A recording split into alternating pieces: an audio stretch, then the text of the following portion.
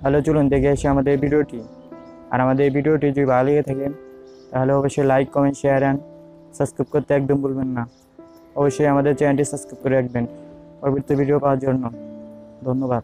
সে পর্ব 6 লেখা তাবাসসুম তাজনী। এখন অল্প অল্প বৃষ্টি হচ্ছে, হয়তো বা হাঁপিয়ে গেছে এক নাগারে এতক্ষণ টুপটাপ করে পড়ার জন্য।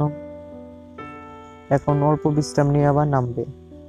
হঠাৎ করে জায়গা পরিবর্তন হওয়ার জন্য নীলের ঘুম পাচ্ছে না। সে চোখ বন্ধ করে শুয়ে আছে, কটাতা দিয়ে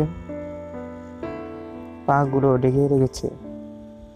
কিছুক্ষণের মধ্যেই বুঝতে পারলো মলি তার শরীর গেছে শুয়ে আছে। ধীরে একটু সরে গেল, একটু পর দেখলো মৌলি নিজের বাড়ির ছেলে তার বালিশে এসে পড়েছে। উঠে বসলো, মৌলিকে ডাকলো। মৌলি হয়তো শুনতে পায় নাই। কিছুক্ষণ পর আবার ডাকলো। মৌলির সাড়া না পেয়ে নিলয় মৌলির গায়ে হাত রাখলো। ওকে ওর জায়গায় শুয়ে দিতে হবে, কিন্তু মৌলির শরীর মারাত্মক গরম, জ্বর এসেছে, হাত পুড়ে যাচ্ছে নিলয়ের। নিলয়ের মধ্যে কোনো ধরনের বেকুলতা দেখলো না।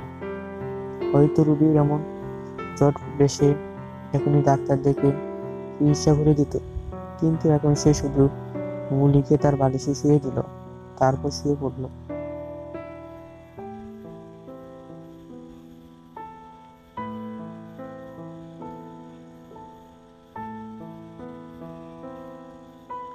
এমনিতেও ঘুম আসছিল না, কিন্তু এখন ঘুম আরো আসছে না। শুধু মনে হচ্ছে তার পাশে একজন অসুস্থ মানুষ শুয়ে আছে, তার উচিত সেই মানুষটার খেয়াল রাখা, কিন্তু সেই মানুষটা তার সাহায্য নেবে না। তারপরও নিলয় আবার উঠে বসলো। মৌলির পায়ের কাছে পড়ে থাকা কাঁথাটা তুলে মৌলির গায়ে জড়িয়ে দিল। মৌলি খুব কাঁদছে। নিলয় শুয়ে পড়লো। মৌলির মুখের উপর ময়দা আলু রেখে ফিরে দেখলো একবার, বাচ্চাদের মতো গুটি গুটি মেরে শুয়ে আছে মৌলি। কিছুক্ষণ পর মৌলি আবার নিলয়ের সাথে মিশে গেল। নিলয়ের বুকের সাথে মিশে আছে মৌলি। নিলয় একবার ভাবলো মৌলিকে তার জায়গায় দিয়ে আসা ঠিক হবে। আরেকবার ভাবলো হয়তো আর বেশি ঠান্ডা লাগছে, তাই এইভাবে গায়ে ঘেঁষে শুয়ে আছে। নিলয় মৌলি কে সামলালো না, তবে মৌলির গায়ের গরমটা তার আর সহ্য হচ্ছে না। মৌলি চোখ খুলে নিজেকে নীলয়ের পা ধরে আবিষ্কার করলো। নীলয়ের বুকের সাথে তার বুক লেপ্টে আছে। নীলয়ের প্রত্যেকটা নিঃশ্বাস মৌলির মাথায় পড়ছে, চুলের ফাঁকে ছড়িয়ে যাচ্ছে।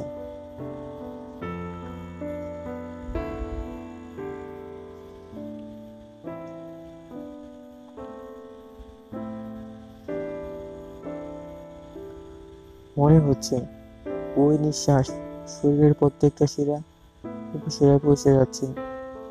মৌলির শরীরের প্রত্যেকটা লোম দাঁড়িয়ে গেল, দম বন্ধ হয়ে যাচ্ছে মৌলির। নড়ে চড়ে উঠতেই নীলয়ের হাত সরে গেল। মৌলি উঠে বসলো। তীক্ষ্ণ দৃষ্টিতে নীলয়কে একবার দেখলো। সে কি করবে বুঝতে পারছে না। নীলয় ঘুমিয়ে আছে, এখন ইচ্ছা করলেও কিছু বলতে পারবে না। উঠে দাঁড়ালো। জ্বর ঠান্ডা একসাথে এসেছে। বিনা নিমন্ত্রণে অতিথি আসলো, মানুষ যতটা বিরক্ত হয়, মৌলিও ঠিক ততটাই বিরক্ত হয়েছে।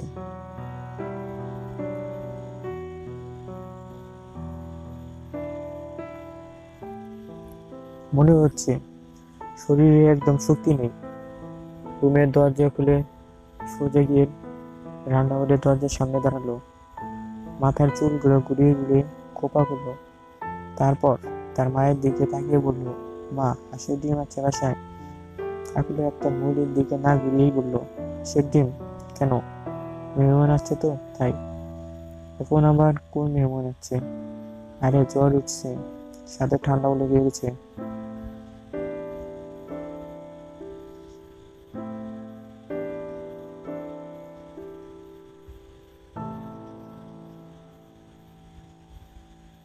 কাকুলি আক্তার মেয়ের কথা শুনে হাসলেন। এক রাতে মেয়ে পাল্টে গেল। কাল রেগে মেগে কথা বলছিল আর আজকে সোহাগ ভুলে গেছে। আগের মতোই কথা বলছে। এগিয়ে গিয়ে মেয়ের কপালে হাত রাখলেন। মৌলি হাত সরিয়ে দিয়ে বলল, তোমার হাত ঠান্ডা। আর আমার কথা বিশ্বাস হলো না নাকি? সত্যিই জ্বর এসেছে? হ্যাঁ, জ্বর এসেছে তো। বিছানায় জল খা। হাঁসের ডিম খুঁজছিলি কেন? আমার জ্বর আর ঠান্ডা হাঁসের ডিম খেলে কমে যায়। এইসব ওষুধের কাজ করে। বাসায় না থাকলে আব্বুকেও বলো নিয়ে আসতে।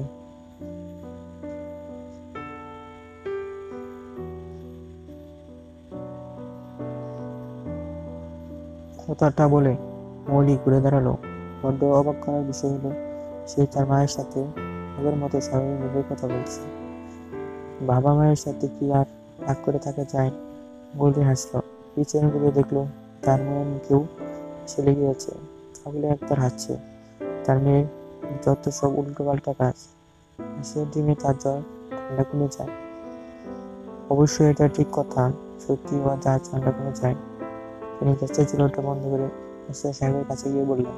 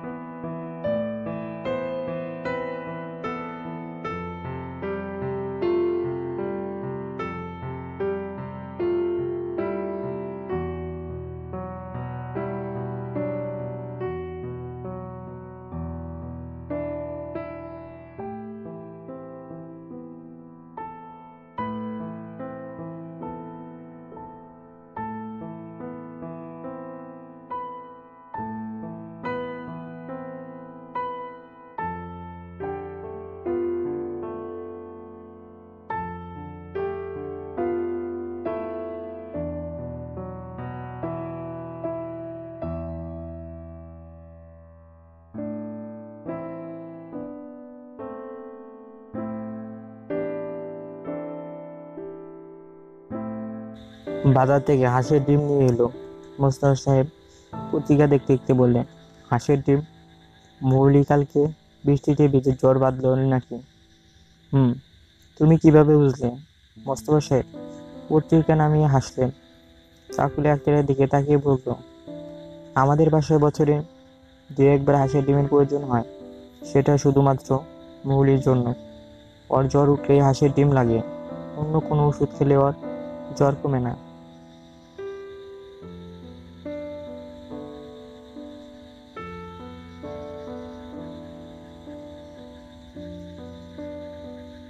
কাকুলি আক্তার হাসলেন। সে ভুলে গেলেও তিনি ভুলে যাননি। মোস্তফা সাহেব উঠে বাজারে গেলেন। হাঁসের ডিম কোথায় পাবে কে জানে। নিলয় হাত ঘড়িটা নিয়ে সময়টা দেখে লাফিয়ে উঠল। নিলয়, 9টা বাজে? সে এত বেলা পর্যন্ত ঘুমিয়েছে? মৌলি চেয়ারে বসে মোবাইলে গান শুনছিল। নিলয়কে এভাবে উঠে বসতে দেখে মৌলি বলল,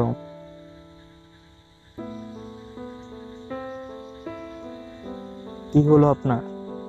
ভূত দেখলেন নাকি? তোমার জ্বর কমেছে? না। একদিনে জ্বর কমে নাকি? ওষুধ খেলেই কমে যায়। আচ্ছা, আপনি কি করে জানলেন আমার জ্বর? আমার পাশে ছুঁয়েছিলে তাই জানলাম আর কি। মৌলি আরো কিছু জিজ্ঞেস করার ছিল, কিন্তু জিজ্ঞেস করলো না। নীলের উত্তরটা কেমন দাস সারা গেছে ছিল, তাই আর কথা বলেনি।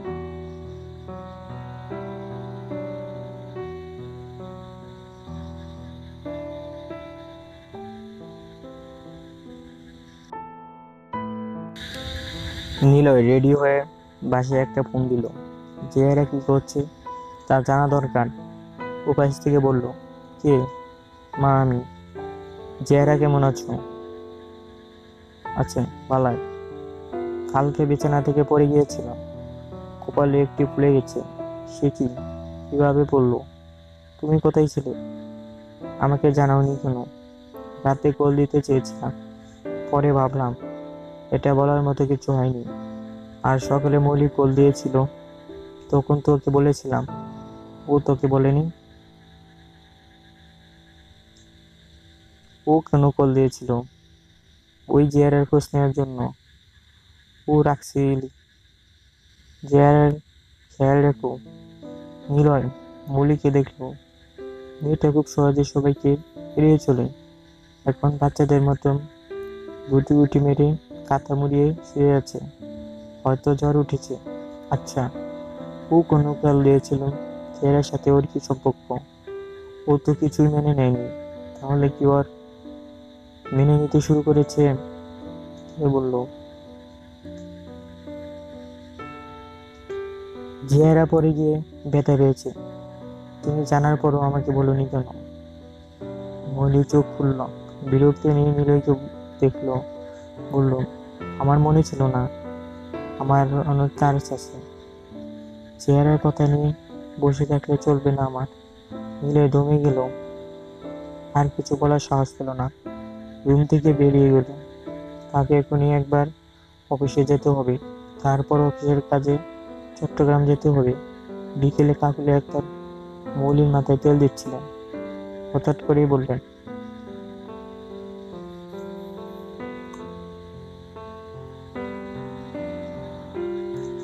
নিলয়ের মেয়েটাকে তোর ভালো লেগেছে? হ্যাঁ, বেশ নাদুস নাদুস একটা মেয়ে। ওকে নিয়ে আসলেই পারতি। ওকে কোণে নিয়ে আসবো। ও কি হয় আমার? মৌলি উঠে রুমে চলে আসলো। দুবেলা সেদিন খেয়ে মৌলির জল ভালো হয়ে গেছে, ঠান্ডাও ভালো হয়ে গেছে হাতে খেলেই। এখন ব্যাগ থেকে কাপড় বের করে আলমারিতে রাখছে। একটা মৌলি কিছু কিছু রুমে ঢুকে দেখলো মৌলি আলমারিতে কাপড় রাখছে। যা নিয়ে গিয়েছিলাম তার সব কয়টাই নিয়ে এসেছিস? তিনি বললেন, সব জামা নিয়ে এলি কেন? ওখানে কিছু জামা রেখে আসতে, আবার এগুলো নিয়ে যাবি? ওখানে জামা রেখে আসলে কে পরবে? আমি তো আর ওই বাড়িতে যাবো না। থাকলে বেগম অবাক হয়ে বললেন, যাবি না মানে? জীবনটাকে কি ছেলে খেলা মনে করেছিস? তোর বিয়ে হয়েছে, তুই এখন তোর শ্বশুর বাড়িতেই থাকবি। জীবনটাকে আমি ছেলে খেলা মনে করি না। তোমরা ছেলে খেলা মনে করে হয়তো আমাকে একটা পরিচিত ছেলের সাথে বিয়ে দিত না। তার আবার একটা মেয়েও আছে। কিছুক্ষণ দম নিয়ে মৌলি আবার বলল,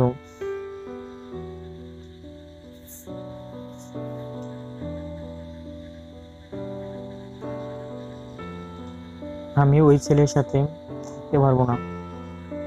80-90 দশকের মেয়েদের মতো অন্য মেয়ে নিয়ে নাচতে পারবো না। তাহলে কি করবি তুই? শোন, মেয়েদের এত যে থাকতে নেই, যা হয়েছে মেনে নেই। একটু রেগে গিয়ে বলল কাকলি আক্তার, আমি পারবো না। আমি আপার সাথে কথা বলেছি, ওর কাছে চলে যাব। কাকুলি বেগম অবাক হয়ে মেয়েকে দেখলো।